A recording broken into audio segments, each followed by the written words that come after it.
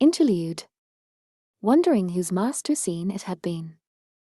Majesty.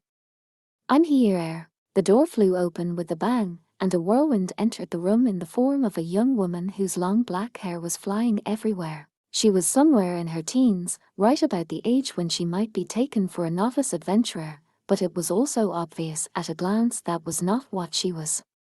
The armor that covered her body had been crafted to prioritize ease of movement, but it was also studded with magical protections. The massive sword that hung at her hip was equally clearly of extraordinary workmanship. The girl reached the middle of the room, then looked around in surprise.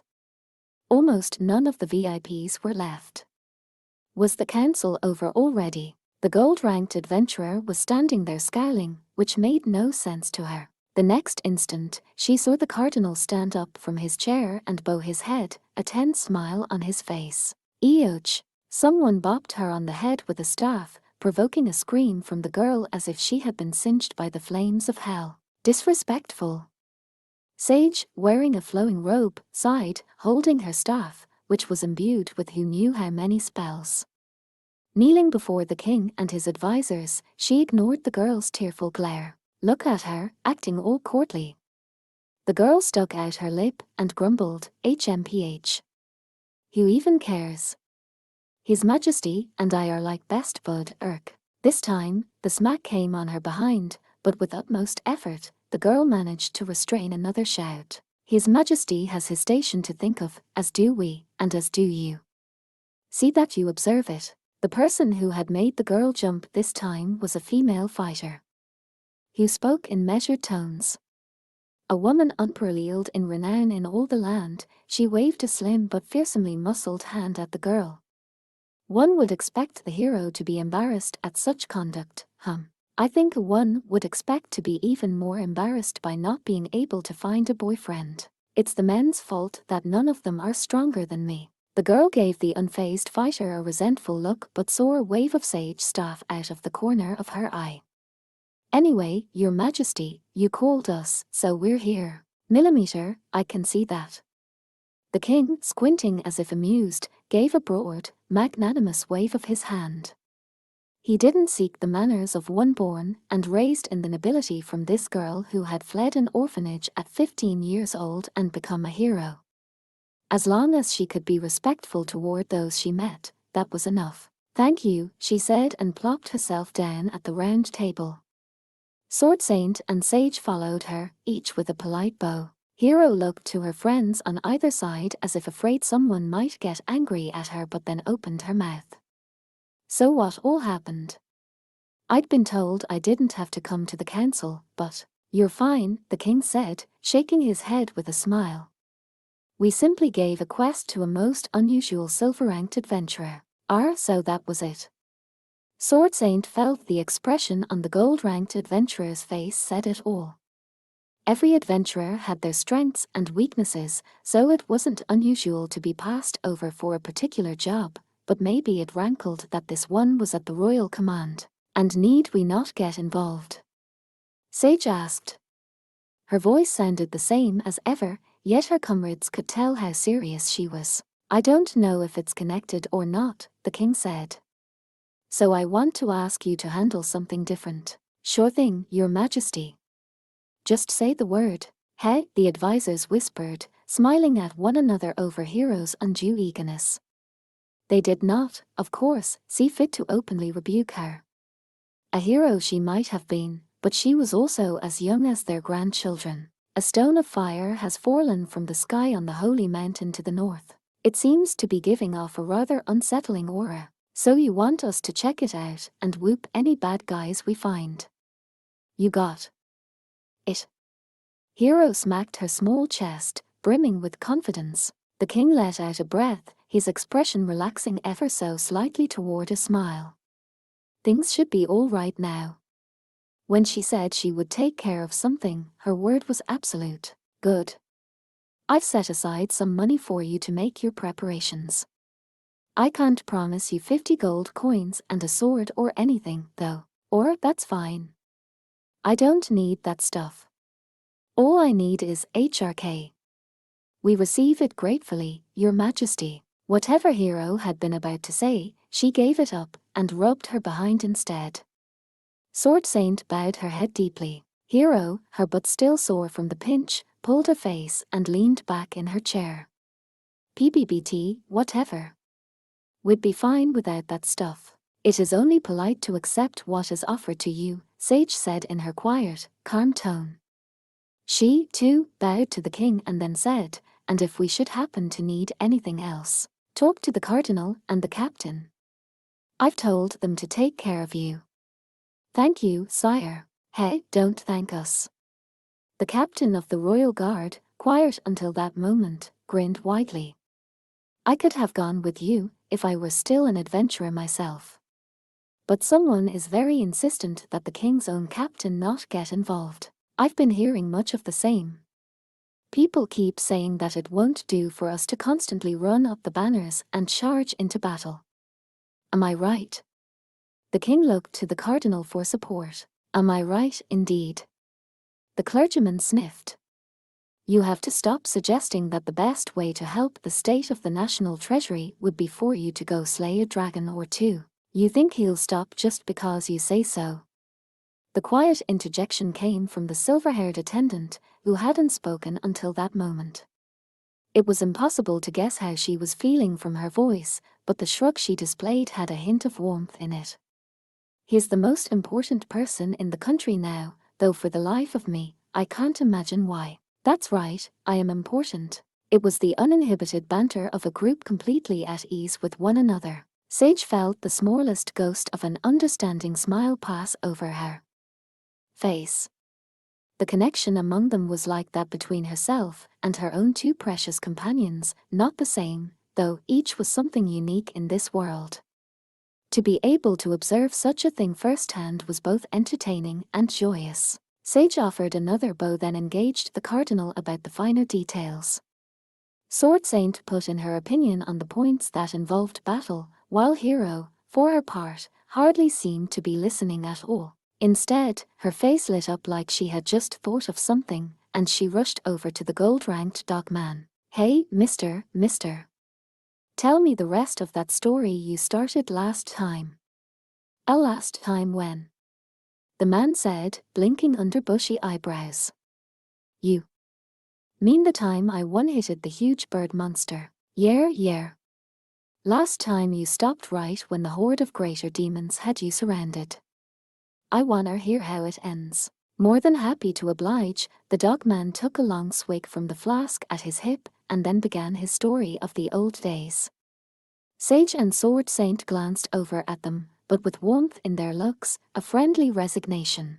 This is good, the king thought, taking it all in. The hero was more than her strength alone.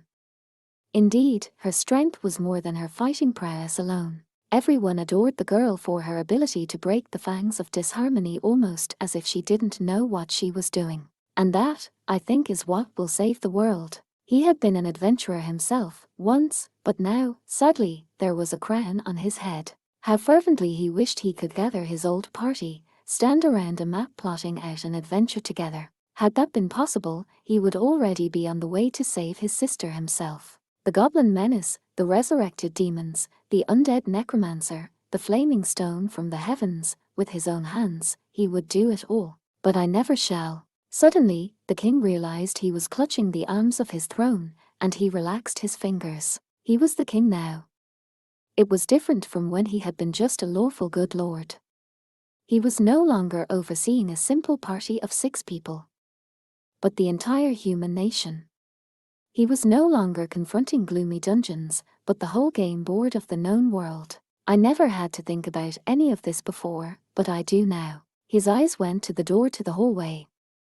Somewhere beyond it were the adventurers who had gone off with Sword Maiden and female merchant. He and she together would worry about the country, the capital, the world. So please, adventurers, take care of my sister. Chapter 6. The Princess's Ordeal. It's been a while. Noble Fencer flashed a reserved smile as they hurried out into the hallway. Having accepted the quest from the king, the party was rushing to get underway, begrudging even time for discussion. Goblin Slayer's steps remained bold even as he moved along quickly, while Lizard Priest took long strides. High Elf Archer might be able to keep up, but Priestess and Dwarf Shaman had to work their legs just to stay close behind. "I'm glad," Priestess said, smiling as they went swiftly along. She had felt stiff ever since the incident the night before, but now she thought she could feel herself relaxing the tiniest bit. "I'm glad you seem to be doing well. What happened after last time?" "I've been like this ever since," Noble Fencer replied, without a single unnecessary word. She was not dressed like the adventurer she had been once, but was in a starched, proper outfit. Her hair, which she had cut off, had grown slightly, her eyes had a shimmer in them, and her cheeks a hint of rose. "She looks fulfilled." The thought made Priestess's eyes feel full, and she blinked quickly. "How did you know we were here?" she asked. "Who do you think it was who first put out the quest for my rescue?" The slightest hint of mischief appeared on Noble Fencer's mostly expressionless face. "Oh," Priestess said, she had a guess. Sword Maiden, some adventurers she knew, a priestess who had been wearing mail, it all made sense. Noble Fencer had drawn the obvious inference and had come to get them. "Are you all right?" Priestess had to think a moment about this further question. What was she talking about? Was she worried about the nearly a year of goblin hunting Priestess had done since they had met? Asking about the time she had spent working, adventuring, with him? Or was this about the cherished mail that had been stolen from her? Or even the fact that the theft left her without armor? She had been able to borrow new vestments, but the absence of that familiar weight left her deeply unsettled. Finally she answered, "I think." An ambiguous smile. "I'm fine." "How are we going to handle this, though?" High Elf Archer asked, turning to speak even as she jogged along balletically. "If the enemy's been moving since first thing in the morning, it'll be too late to chase them down now. I've had horses prepared. Fast ones. I don't think that's going to be enough." The elf drew a circle in the air with her pointer finger. "We're dealing with Goblin, what is it? Riders. Dogs can move quicker than you think." "I can make up for that with a spell," Dwarf Shaman said as he came huffing up, already digging in his bag of catalysts. "It's always best to save magic when you can, but when you need it, you need it. Take care of it." Goblin Slayer's words were brief and direct, provoking a nod and a millimeter hum from Dwarf Shaman. Magic spells were an invaluable strategic asset in battle, but if you couldn't catch the foe, then there would be no battle. And if they were going to challenge the deepest dungeon, they would certainly rest for at least a night in any event.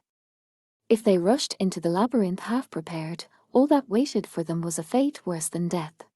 But what fortune that I should be of the bloodline of the Nagas." Lizard Priest, in high spirits, rolled his eyes in his head. "That I should get to slay goblins with my Lord Goblin Slayer and even attempt that deepest dungeon."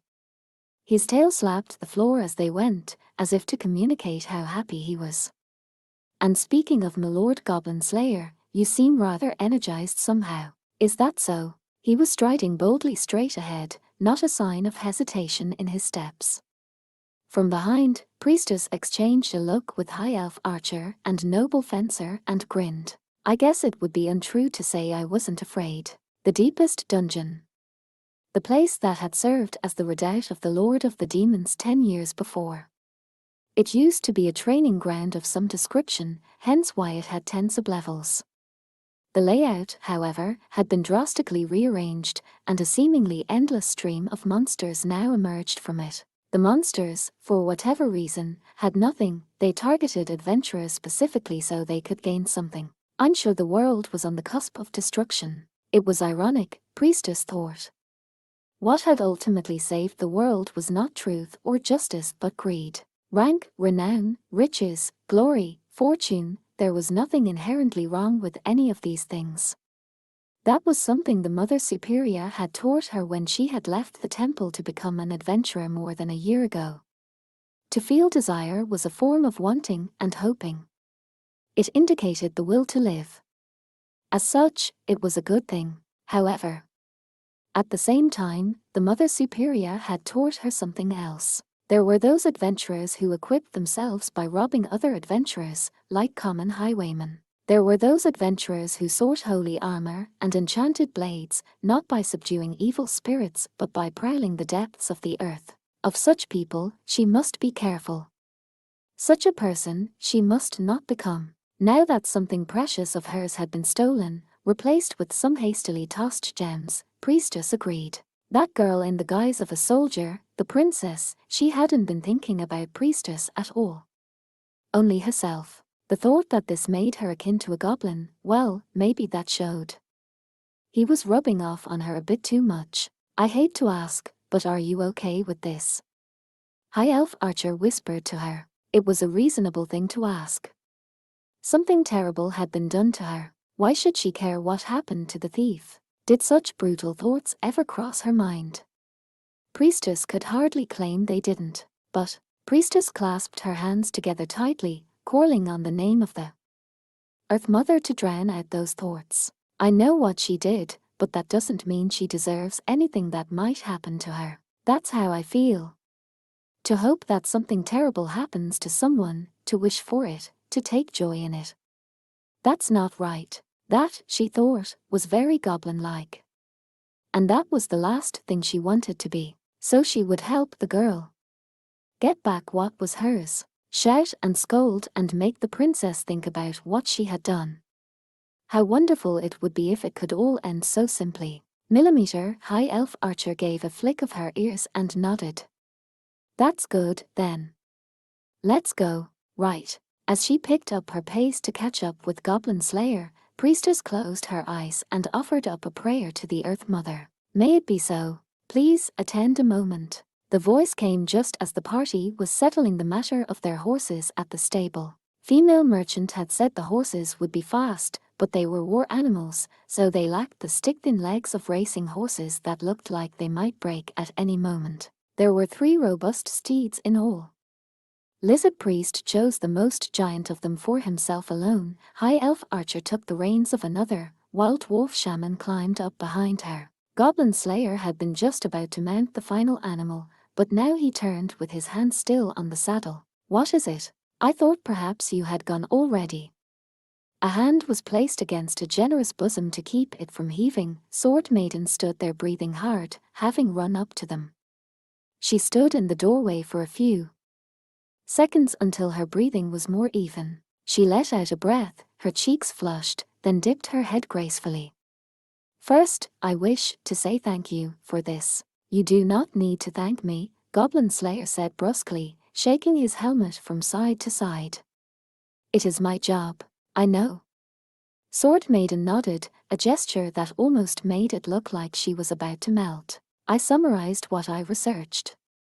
There were many things I did not understand. He gave her a violently scribbled text, which she clasped to herself as if it were precious. Then she reached a hand under her garments, which stuck to her skin and had turned slightly translucent with her sweat. Reverently, she produced several sheets of sheepskin paper, bound together. This is everything I remember. The dungeon, down to the 4th floor. The 4th floor. Goblin Slayer took the map and passed it to Lizard Priest without so much as opening it. From his horse, the cleric took the object with nimble clawed fingers and slid it open, glancing over it. The paper had a grid etched in it, the squares filled in a quick but controlled hand. Ho, Lizard Priest breathed in admiration. This is very well drawn. I used to be my party's cartographer, but the map does not go down to the lowest level. On the 4th floor is a whirlpool of magical energy and miasma, the heart of that dungeon. Sword Maiden half smiled, almost embarrassed, but the expression quickly vanished. And if you intend to go below that level? Her unseeing eyes gazed at the party. None of you will return. Priestess involuntarily glanced at High Elf Archer. Her shoulders were slumped and her face was drawn, much the same as Priestess, most likely, and her ears drooped. That's real comforting, High Elf Archer said. Well, I guess that's what you say when hundreds or thousands have tried and only a few have come back, Dwarf Shaman said. He stood in front of High Elf Archer, his arms crossed, stroking his beard. I heard some nasty stories about it from Uncle once, myself. Regardless, you will be unable to descend lower than the 4th floor, Sword Maiden said, running her hand along the neckline she had just been pressing it to. If you don't have this. In one smooth motion, she produced a colorful rope decoration. Priestess's eyes widened at the sight of a brief flash of magical power from the ornament.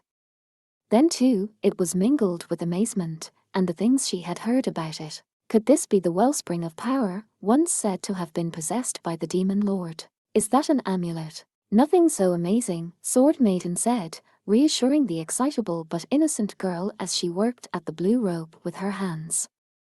Just a blue ribbon. A key that will permit you deeper into the dungeon.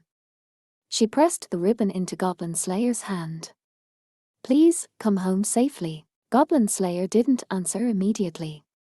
The hand sitting atop his glove trembled. Understood, he said a second later, then closed his hand over the ribbon. That is my intention. He put the ribbon in his item pouch, then grabbed the saddle again, and lifted himself onto his horse. Then he reached out a hand to Priestess. Get on. Right away. She grabbed his hand, and he pulled her up with surprising strength. She felt like she was floating for an instant, and then she was settled in front of him. Yikes, oh. With no other way to steady herself, not having stirrups, she took the horse's mane in one hand. Then she felt something supporting her back. The rough-gloved hand seemed so firm, perhaps because she didn't have her mail. Be careful not to get thrown off. All right. I'll watch out. She shifted her little behind to a more comfortable position, embarrassed to hear her voice scrape.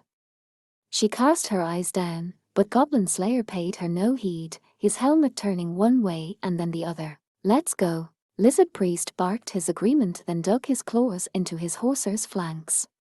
The war animal whinnied lustily and started off with a clattering of hooves on the flagstones. All of it. High Elf Archer said a moment later and gave her own. Mount a kick, causing the animal to rear up. Watch it, why Anvil? What do I think you're doing? Why yikes.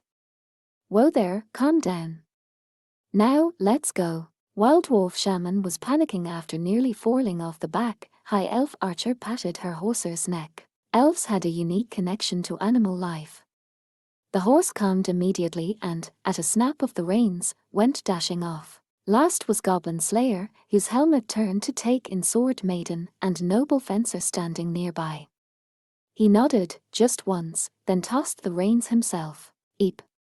Priestess exclaimed, pressing down on her cap to keep it from flying off as the horse went running. The sound was only audible for an instant before it was swallowed up in the thundering of hooves, and moments later, the adventurers were on their way. The king must have sent word ahead to the gate, for the party was not stopped as it went charging through. Do you ever wish?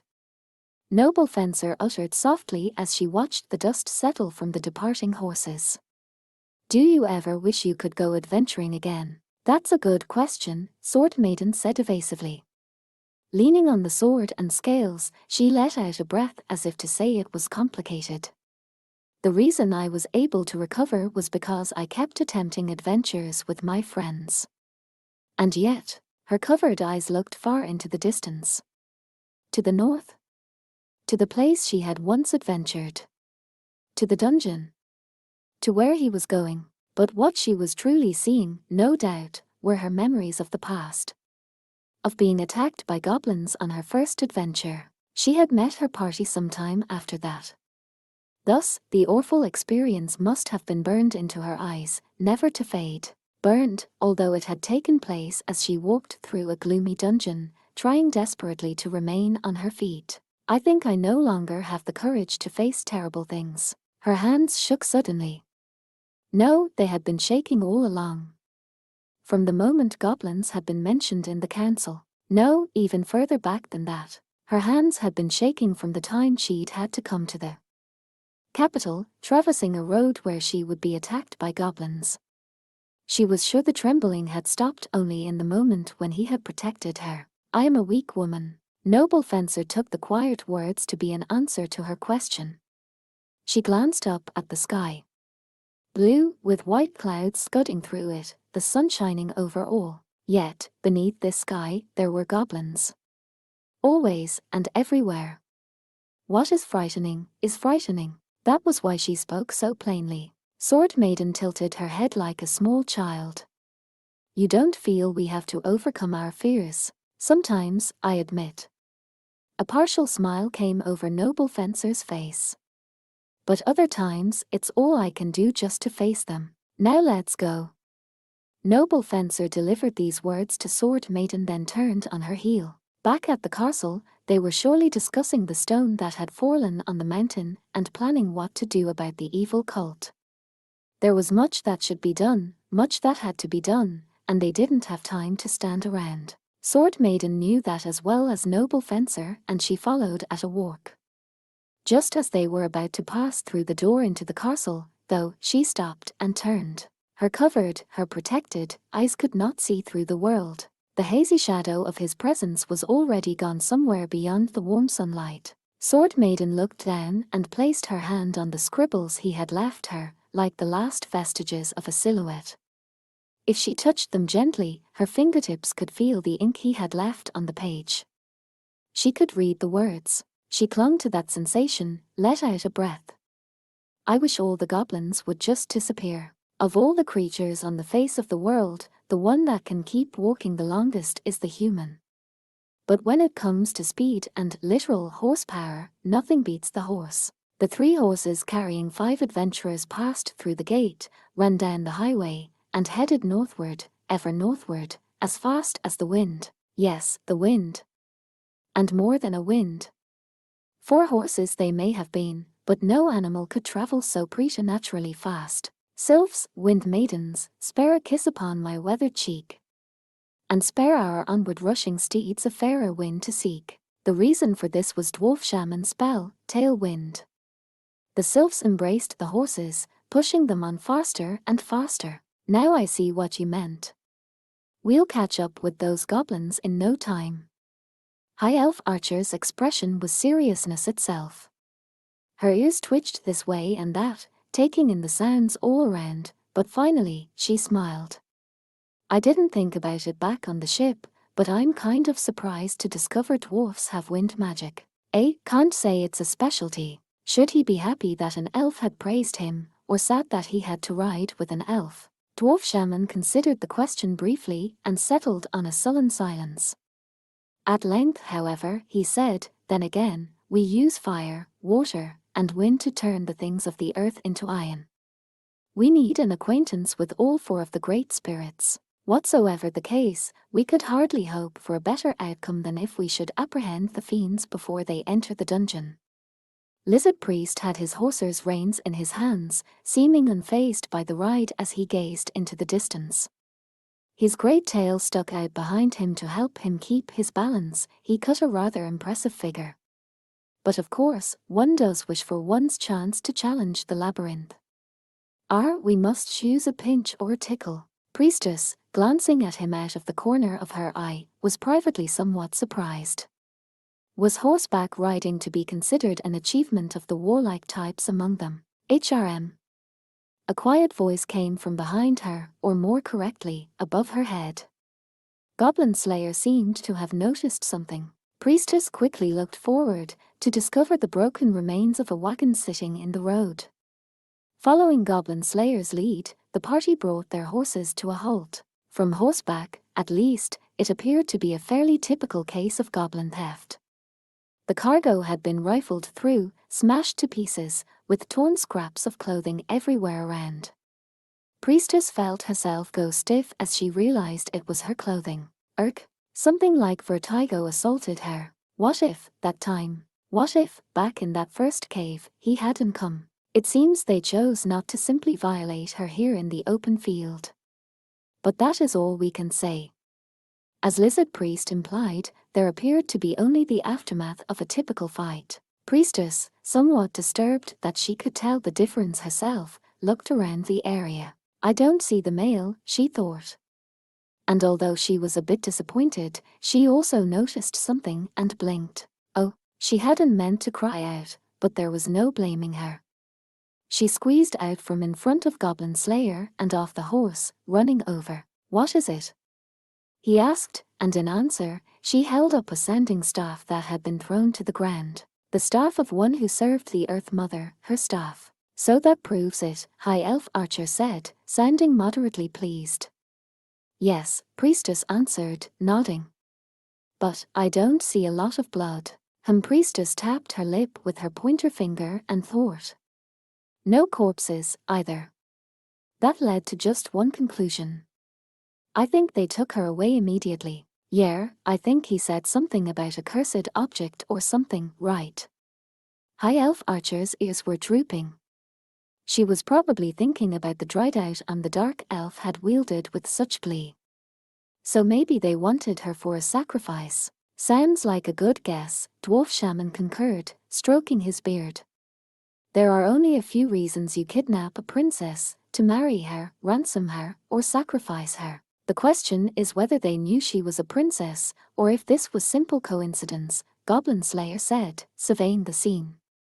Then he turned to Lizard Priest. "What do you think? By chance, a princess runs away from home, by chance, she travels north on the main highway, and by chance wanders right to her would-be captors." Lizard Priest counted off the circumstances on his fingers, his head shaking back and forth on his long neck. "It needs a great deal of chance." "I thought so," Goblin Slayer said. "If they were targeting the princess, they did a very sloppy job. No need to waste any more time here, then, right?" High Elf Archer said. She was already tugging on the reins and urging her horse on down the road. "Let's go. If we don't keep up the pace, we'll lose them." Priestess scrambled to get back on Goblin Slayer's horse. He pulled her up. Thus, the pursuit began again. Tailwind, though, while it might protect the horses from fatigue, did no such thing for their riders. They had been in the saddle since morning, and the strain was tormenting them. Dwarf Shaman and Lizard Priest, both of whom boasted considerable stamina, were doing all right. And the warrior Goblin Slayer wasn't having problems, either. But the faces of High Elf Archer and Priestess, small women both, were growing increasingly taut. The sun, hadn't it only just risen, was already high in the sky, and the creeping heat of early autumn set upon them. Priestess sighed, supporting herself in the saddle, swaying side to side as she took a drink of water. As she swallowed, she noticed him out of the corner of her eye. "Would you like a drink?" "No." The helmet remained fixed straight ahead. "I don't need it." Okay," Priestess said in a small voice. She wet her lips with another mouthful, then put the stopper back in the canteen. "My Lord Goblin Slayer," Lizard Priest said, espying the situation out of the corner of his eye. "I don't believe we can maintain this pace for much longer. A short rest, then, if I may suggest it." Goblin Slayer didn't answer, but he also ignored Priestess when she murmured, "I'm okay for now." He stared straight ahead, then turned to High Elf Archer. "What about it? You still can't hear anything?" "Not yet." She frowned and strained her ears. "Hang on." She looked up, narrowing her eyes. Her long ears moved almost imperceptibly. "Wind. The growling of wolves. The goblins." High Elf Archer's nose twitched as she took a big sniff. "It smells like rotten meat." "The goblins," Goblin Slayer said confidently, and as he spoke, he dug his heels into his horse's sides. His mount neighed loudly and set off at a gallop, leaving only Priestess's little yelp behind them. Dwarf Shaman, watching him go, smacked his forehead and looked up at the sky. Gods, nothing gets him fired up like goblins. "Gimme the reins, Long Ears. Take 'em." High Elf Archer shouted, passing them to the dwarf without a moment's hesitation and drawing the great bow off her back. The weapon seemed a bit big for horseback, riding double, no less, but she stood straight up as if she were on solid ground and pulled a handful of arrows from her quiver. In the blink of an eye, 3 of them were in her bow, and she was drawing the string. She looked fit to be a statue. Twitching her ears this way and that, aiming by feel, she let loose the bolts in eye-blink succession. The arrows whistled as they arced through the air. Gorg! GBB! A wolf cried out, followed by the muffled screams of two goblins. The enemy was just beginning to come into sight for Goblin Slayer up at the front. For goblins, noon was effectively the middle of the night. They were in the shade of a tree where they had presumably been taking a little nap, safely shielded from the sun's rays. Now he counted roughly 5 remaining riders jumping up in shock at the sudden sniping of their comrades. They had the usual motley assortment of armor and weapons, but they also bore those same strange tattoos all over their bodies. Gorg! Goro!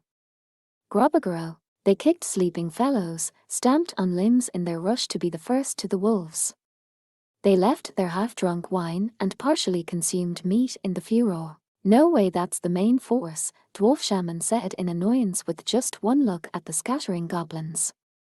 I'm guessing they got so caught up in looting they got separated from the ones up ahead. Or, come on, High Elf Archer groaned.